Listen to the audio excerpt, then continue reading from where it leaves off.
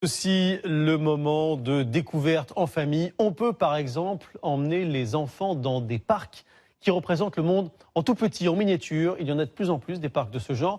Le plus grand se trouve du côté de Lyon.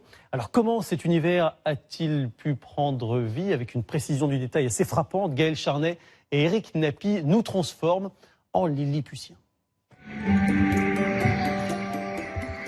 Imaginez le monde qui nous entoure en infiniment petit.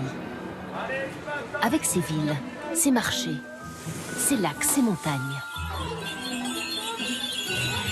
Où les trains se croisent, les voitures filent. Une foule de détails qu'il faut regarder les yeux grands ouverts. C'est le petit train à papy, ça. Ben, c'est magnifique déjà, la précision. Et puis bon, on dirait un décor de cinéma. C'est magnifique. C'est quand même assez étonnant de voir ces montages. Non, ça fait penser à son enfance. 65 000 personnages, plus vrais que nature, qui dansent, font du ski, manifestent. Mais dans le plus grand parc miniature de France, ne soyez pas surpris de croiser les Beatles ou la reine d'Angleterre. Ça a dû prendre du temps pour faire tout ça.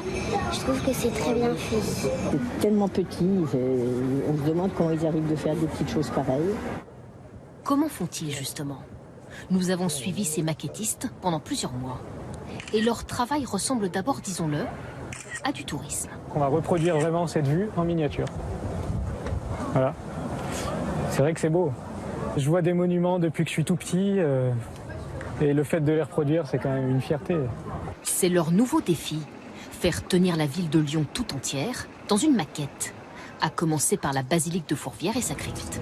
210, 3,70 m, 75 de haut la barrière. On va reproduire tout ça. S'il y a des petits détails de gravure, de couleurs, de texture, c'est bien de le voir en vrai. Puis retour dans les ateliers, sur les écrans, où se dessinent et s'impriment, pièce par pièce, les 1000 bâtiments. La machine a transformé mon dessin en objet. Il fait 1,5 mm d'épaisseur. Juste l'emboîter déjà. 22 orfèvres de la miniature, qui en quelques mois font sortir une ville de terre. Cela donne des géants au milieu de quartiers de Lilliputiens, qui poussent le réalisme à l'extrême. Pelouse bien droite, murs patinés par le temps. C'est pour rendre un petit peu le bâtiment un petit peu plus sale que ce qu'il n'est. C'est pour donner un effet en fait après la peinture.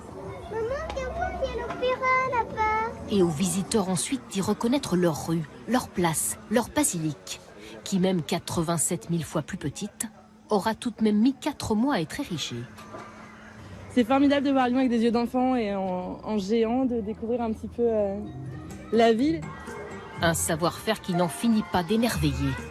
Depuis son ouverture il y a 2 ans, le parc a séduit près d'1 demi-million de visiteurs.